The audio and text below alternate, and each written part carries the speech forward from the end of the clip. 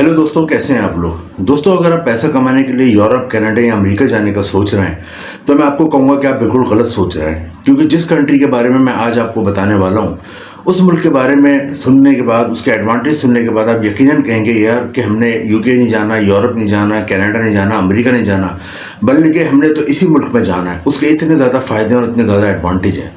दोस्तों, जिस मुल्क की मैं बात कर रहा हूँ उधर सबसे बड़ा एडवांटेज तो ये है कि उसके वीज़ा हासिल करने के लिए आपको कोई एम्बेसी का चक्कर नहीं लगाना, कोई अपने एम्बेसी के धक्के नहीं खाने, कोई गर्मी में एम्बेसी की लंबी लंबी लाइनों में नहीं लगना, बल्कि उसका वीज़ा सिर्फ आप अपने घर के ड्राइंग रूम में हासिल कर सकते हैं। उसके लिए आपके पास सिर्फ एक मोबाइल या कंप्यूटर हो और इंटरनेट कनेक्शन हो, तो आपके घर में, आपके ड्राइंग रूम में खुद ब खुद इस मुल्क का वीज़ा आ जाएगा। पहला एडवांटेज तो ये। क्योंकि दोस्तों, प्रॉब्लम ये होता है कि एम्बेसी हर एक के शहर में नहीं होता। पाकिस्तान और इंडिया के सिर्फ 2 या 3 शहर होते हैं जहाँ पे कि एम्बेसी होते हैं, तो अक्सर लोगों को एम्बेसी जाने के लिए अपने शहर से दूसरे शहर जाना पड़ता है, बस में बैठ के, कार में बैठ के, वैन में बैठ के, ट्रेन में बैठ के। और उसके बाद भी जब वो एम्बेसी की लाइनों में लगते हैं, वहाँ पे टाइम लगाते हैं, उसके बाद भी कोई गारंटी नहीं होती कि उनको वीज़ा मिलेगा या नहीं मिलेगा। तो इस मुल्क का एक तो एडवांटेज ये है कि आपने घर बैठे अपने ड्राइंग रूम में हासिल करना है, सिर्फ आपके पास इंटरनेट का कनेक्शन हो और एक मोबाइल हो या फिर कंप्यूटर हो। सेकंड एडवांटेज ये कि इस मुल्क की अहमियत का अंदाज़ा आप इस बात से लगा सकते हैं कि इसका जो पासपोर्ट है वो दुनिया के टॉप 5 पासपोर्ट्स में आता है एज अ स्ट्रॉन्ग पासपोर्ट। क्योंकि हम किसी भी कंट्री का जो मजबूती का हम अंदाज़ा लगाते हैं, स्ट्रॉन्ग नेशन का अंदाज़ा लगाते हैं, उसके हम पासपोर्ट की वैल्यू से लगाते हैं। तो दुनिया में 200 के करीब कंट्रीज़ हैं, उनमें इस मुल्क का टॉप 5 में आता है। उसका मतलब ये होता है कि जिनके पास इस मुल्क का पासपोर्ट होता है, इस मुल्क के जो शहरी होते हैं, वो दुनिया में 190 मुल्कों में वीज़े के बगैर जा सकते हैं या वीज़ा ऑन अराइवल जा सकते हैं। तो सेकंड, इसकी इंपॉर्टेंस आप इससे अंदाज़ा लगा सकते हैं। और तीसरे, इस मुल्क की अहमियत का अंदाज़ा इस बात से लगा सकते हैं कि इधर यूके, इंग्लैंड के मुकाबले में डबल सैलरी मिलती है। यूके और यूरोप की ज़्यादातर मुल्कों में जो सैलरी मिलती है, इस मुल्क में उसके मुकाबले में डबल सैलरी मिलती है। दोस्तों, जिस मुल्क के बारे में मैं आपको बता रहा हूँ वो मुल्क बहुत ही ज़बरदस्त है, बहुत ही खूबसूरत है, यहाँ के लोग बहुत ही खूबसूरत हैं। और दोस्तों, उस मुल्क का नाम है न्यूजीलैंड। दोस्तों, इस वक्त पाकिस्तान और इंडिया के लोग दीवाने हुए हैं न्यूजीलैंड जाने के लिए, और बिल्कुल सही उनके लिए आइडियल है इस वक्त न्यूजीलैंड, क्योंकि न्यूजीलैंड में इस वक्त बहुत ज़्यादा जॉब्स क्रिएट हो रही हैं और वहाँ सैलरी, जैसे कि मैंने बताया, यूरोप के मुकाबले में डबल मिल रही है। दूसरी बात ये कि आपको घर बैठे वीज़ा मिल रहा है, और फिर ये टॉप 5 स्ट्रॉन्ग पासपोर्ट्स की रैंकिंग में आता है, तो लोग क्यों ना जाए। थोड़ा सा आपको न्यूजीलैंड की बेसिक्स के बारे में बताया तो बेसिक इन्फॉर्मेशन की। न्यूजीलैंड एक आइलैंड है, यानी कि आइलैंड वो मुल्क होता है जिसके चारों तरफ समंदर होता है। इसकी जो नेबर में कंट्री है वो ऑस्ट्रेलिया है, उसके जो पड़ोसी मुल्क है वो ऑस्ट्रेलिया है। आबादी 50 लाख है और यहाँ का जो कैपिटल है, दारुल हुकूमत है, उसका नाम है वेलिंगटन, और सबसे बड़ा जो शहर है इनका, उसे कहते हैं ऑकलैंड। एक और अच्छी बात न्यूजीलैंड में ये है कि यहाँ पर इंग्लिश ज़बान बोली जाती है। इंग्लिश इनकी ऑफिशियल लैंग्वेज है, सरकारी लैंग्वेज है। तो सबसे ज़्यादा पाकिस्तान और इंडिया के लोगों को उस मुल्क में फ़ायदा होता है अगर वो पाकिस्तान और इंडिया से बाहर जाते हैं, जहाँ पे इंग्लिश बोली जाती है। क्योंकि पाकिस्तान और इंडिया के लोग अपनी ज़बान के अलावा जो ज़बान आसानी से समझ लेते हैं और जिसमें बोल लेते हैं वो इंग्लिश है। इसके मुकाबले में अगर आप ऐसे मुल्क जाते हो जहाँ रशियन बोली जाती है, जर्मन बोली जाती है, स्पेनिश बोली जाती है, तो आपको बहुत ज़्यादा प्रॉब्लम होती है, क्योंकि आपने बचपन से इन ज़बानों के बारे में बिल्कुल भी नहीं सुना होगा। ये इंग्लिश आपने पढ़ी हुई होती है। तो एक और एडवांटेज है कि यहाँ की सरकारी ज़बान इंग्लिश है। दोस्तों, न्यूजीलैंड के बारे में 3 आपको इंपॉर्टेंट फैक्ट्स मैं बता देता हूँ, बड़े फनी फैक्ट्स हैं। एक तो ये कि न्यूजीलैंड में जो कीवी है वो 3 चीज़ों को कीवी कहते हैं। अगर आपने अक्सर क्रिकेट मैच देखा हो और न्यूजीलैंड की टीम का मैच देखा हो तो अक्सर उन्हें वहाँ पे कीवीज़ के नाम से पुकारा जाता है कि कीवीज़ के इतने रन हो गए, कीवीज़ के इतने आउट हो गए। तो एक तो कीवी इनके लोगों को कहा जाता है जो वहाँ पे पैदा होते हैं। सेकंड, कीवी वहाँ पे एक परिंदे का नाम है। कीवी एक बर्ड है और उनका ये नेशनल उनका बर्ड है, उसका नाम भी कीवी बर्ड है। और थर्ड, कीवी कहते हैं वहाँ पे एक फल को।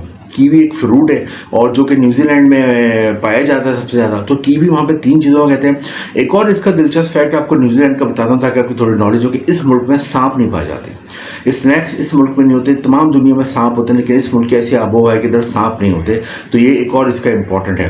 तो दोस्तों, ये न्यूजीलैंड के बारे में थोड़ी सी बेसिक इन्फॉर्मेशन थी, लेकिन आज की इस वीडियो में सबसे अहम जो चीज़ है वो ये कि आपको यहाँ का वीज़ा किस तरह ऑनलाइन मिलेगा, क्या लिंक है, आपने कौन कौन सी वहाँ जॉब्स की बहुत ज़्यादा डिमांड है, आप अपनी फैमिली को वहाँ अपने साथ ले सकते हो। दूसरे, वहाँ पे विजिट वीज़े पे जाते हो तो वर्क वीज़े पे काम कर सकते हो। ये इंपॉर्टेंट हमारे टॉपिक होंगे। और आखिर में सैलरी कितनी है। तो हम आते हैं अपने इस पे।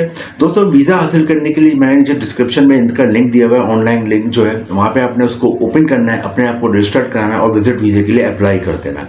न्यूजीलैंड का एक और बहुत बड़ा एडवांटेज ये होता है कि आप विजिट वीज़े को वर्क वीज़े में कन्वर्ट करा सकते हैं। क्योंकि विजिट वीज़ा अमूमन आपको 6 महीने का मिलता है, लेकिन आप वहाँ जाते हो 6 महीने में और आपको कोई काम मिल जाता है, जॉब मिल जाती है तो आप उस विजिट वीज़े को वर्क वीज़े में कन्वर्ट करा सकते हैं, जो कि न्यूजीलैंड की एक यूनिक चीज़ है। वरना ज़्यादातर मुल्कों में विजिट वीज़े को आप वर्क वीज़े में कन्वर्ट नहीं करा सकते, आपको वापस अपने वतन आना होता है, फिर वर्क वीज़ा लेना होता है। तो एक और एडवांटेज है।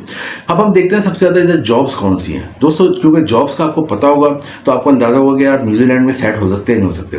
तो सबसे ज़्यादा जो यहाँ पे जॉब्स हैं वो हैं डेयरी और मीट की। डेयरी कहते हैं दूध की सनत को और मीट कहते हैं गोश्त की सनत को। इसकी वजह ये है कि यहाँ पे जो इंसानों की आबादी जैसे मैंने बताया 50 लाख है, तो यहाँ पे 50 लाख की गायें हैं, लेकिन 5 करोड़ यहाँ पे भेड़ें बकरियाँ पाई जाती हैं। तो यहाँ पे बहुत ज़्यादा जो ये भेड़ बकरियाँ मवेशी होते हैं बहुत ज़्यादा अल्लाह ने पैदा किया, तो यहाँ पे बहुत ज़्यादा गोश्त होता है। इसके अलावा बहुत ज़्यादा यहाँ पे दूध होता है जिससे ड्राई पाउडर बनाते हैं। हमारे मुल्कों में पाकिस्तान इंडिया में जो बच्चे दूध पीते हैं फीडर में ड्राई मिल्क पाउडर, वो ज़्यादातर न्यूजीलैंड से ही आता है। तो एक इसका एडवांटेज है। तो डेयरी और मीट की सनत में आपको जॉब मिल सकती है अगर आपने फूड इंडस्ट्री में कोई पढ़ाई की है या कोई आपको फूड इंडस्ट्री में काम करने का तजर्बा या तजर्बा नहीं भी है, आप काम करना चाहते हो तो फूड इंडस्ट्री में और मीट इंडस्ट्री में आपको एक तो अच्छी जॉब मिल सकती है। सेकंड यहाँ पे जो जॉब है सबसे ज़्यादा वो है एग्रीकल्चर में। एग्रीकल्चर कहते हैं हम आम जबान में खेती बाड़ी को। खेती बाड़ी में बहुत ज़्यादा जॉब्स हैं क्योंकि यहाँ पे बहुत ज़्यादा क्रॉप्स होती हैं, जैसे मैंने बताया कीवी फ्रूट है, इसके अलावा बेशुमार और फ्रूट्स हैं, वेजिटेबल्स हैं, बीन्स होते हैं यहाँ पे। तो यहाँ पे अगर आपको फसलों में काम करने का तजर्बा है या आपकी एजुकेशन है, आपने मास्टर किया हुआ है एग्रीकल्चर में, बैचलर किया हुआ है या फिर आपने कोई और डिप्लोमा वगैरह किया हुआ है तो आपको अच्छी जॉब मिल जाती है। लेकिन आपका तजर्बा नहीं है, तालीम नहीं है, लेकिन आपको काम करना आता है, फसलों को कैसे उतारते हैं, फसलों को कैसे लगाते हैं, कैसे स्टोर करते हैं, कितने टेम्परेचर पर रखते हैं, एक जगह से दूसरी जगह क्रॉप्स को फसलों को किस तरह मुंतकिल करते हैं, किस तरह उनको तोड़ते हैं, तो आपको यहाँ पे एज अ लेबर भी अच्छी जॉब मिल जाती है। थर्ड नंबर पे जो जॉब है यहाँ पे सबसे ज़्यादा वो है कंस्ट्रक्शन इंडस्ट्री। कंस्ट्रक्शन इंडस्ट्री कहते हैं जो भी आपको अगर आपकी एजुकेशन है यानी कि तामीरात से मुतल्लिक हैं, बड़ी ज़बरदस्त बिल्डिंग्स हैं, इनका एयरपोर्ट बहुत ज़बरदस्त है, बिल्डिंग्स वगैरह की तामीरात होती हैं। तो आपने आर्किटेक्चर में तालीम हासिल की, सिविल इंजीनियरिंग में तालीम हासिल की तो आपको अच्छी जॉब मिल जाती है। लेकिन आपकी तालीम नहीं है, लेकिन आपको एज अ प्लम्बर काम आता है, एज अ इलेक्ट्रीशियन काम आता है, एज आपको वेल्डर काम आता है, एज आपको कलर करने का काम आता है, वॉल पेपर लगाने का काम आता है, फर्श पे मार्बल टाइल लगाने का काम आता है या कारपेंटर का काम आता है। तो ये हुनर आते हैं तो जब भी आपको कंस्ट्रक्शन में अच्छी जॉब मिल जाती है। इसके अलावा नेक्स्ट टाइम पे होटल और रेस्टोरेंट इंडस्ट्री है, क्योंकि यहाँ लाखों की तादाद में टूरिस्ट आते हैं। तो होटल और रेस्टोरेंट में जितनी भी जॉब्स होती हैं, पढ़े लिखे तो आप कैशियर या मैनेजर लग सकते हैं होटल रेस्टोरेंट में, पढ़े लिखे नहीं है तो आप वेटर लग सकते हैं, वेटरेस लग सकते हैं, तो आप वहाँ पे क्लीनर लग सकते हैं, शेफ या कुक लग सकते हैं अगर खाना बनाना आता है। तो यहाँ पे तमाम जॉब मिल सकती हैं। और नेक्स्ट टाइम में मेडिकल में जॉब्स, अगर आप डॉक्टर हैं, आप नर्स हैं, अगर आप डिस्पेंसर हैं या आपको फार्मेसी वगैरह कोई भी काम आता है तो आपको मेडिकल के शोबे में भी अच्छी जॉब मिल जाती है। और आखिरी में फूड डिलीवरी और ग्रोसरी की डिलीवरी की बहुत जॉब होती हैं। बड़े बड़े फूड चेन है तो घरों में ऑफिस में खाना की डिलीवरी करनी होती है। ये जॉब्स है। जॉब आप कैसे हासिल करेंगे, मैंने बताया कि आप कुछ 6 महीने का विजिट वीज़ा मिलता है, वहाँ जाते हो तो जो अक्लमंद लोग होते हैं वो 6 महीने में जॉब ढूंढने की कोशिश करते हैं। अगर उन्हें जॉब मिल जाती है वहीं विजिट वीज़े को वर्क वीज़े में कन्वर्ट कराते हैं। और ये जो सैलरी मिलती है वो है 12 लाख रुपये माहाना, जो कि यूके के मुकाबले में डबल है। यूके में 6 लाख या 7 लाख पाकिस्तानी रुपये में बनती है, लेकिन यह 12 लाख रुपये पाकिस्तानी रुपये में और 4 लाख रुपये इंडियन रुपीज़ में सैलरी बनती है। तो डबल सैलरी है, बहुत बड़ा एडवांटेज है। और आप 5 से 8 साल लेते हो फिर आपको PR भी मिल जाती है। तो दोस्तों बड़े ज़बरदस्त कंट्री है न्यूजीलैंड। और जैसा कि मैंने बताया इस वक्त पाकिस्तान और इंडिया के लोगों के लिए आइडियल है। तो न्यूजीलैंड के लिए अप्लाई करें, घर बैठे आपने अप्लाई करना है। और वीज़ा फीस भी बहुत कम है, 20,000 रुपये एक आदमी की वीज़ा फीस है। और अगर आप फ़र्ज़ करें आप जाते हैं, आपकी बीवी जाती है, 2 बच्चे जाते हैं, आप फैमिली को भी साथ ले आ सकते हैं, तो वो 50,000 का टोटल खर्चा होता है। तो सस्ती वीज़ा फीस है, कोई लाखों में नहीं है। तो इसके लिए अप्लाई करें और अपने और अपनी फैमिली का मुस्तकबिल बनाएं, क्योंकि आप यहाँ पे बाहर क्यों जाना चाहते हो, अपना और अपनी फैमिली का लाइफ स्टाइल चेंज करने। तो न्यूजीलैंड से बेहतर कोई ऑप्शन आपको नहीं मिलेगा। तो आज ही अप्लाई करें, लक आजमाएं। और वीडियो अच्छी लगी हो, इन्फॉर्मेटिव लगी हो तो इसको लाइक करें, शेयर करें और चैनल को सब्सक्राइब करें। इंपॉर्टेंट लिंक नीचे डिस्क्रिप्शन में। Thank you.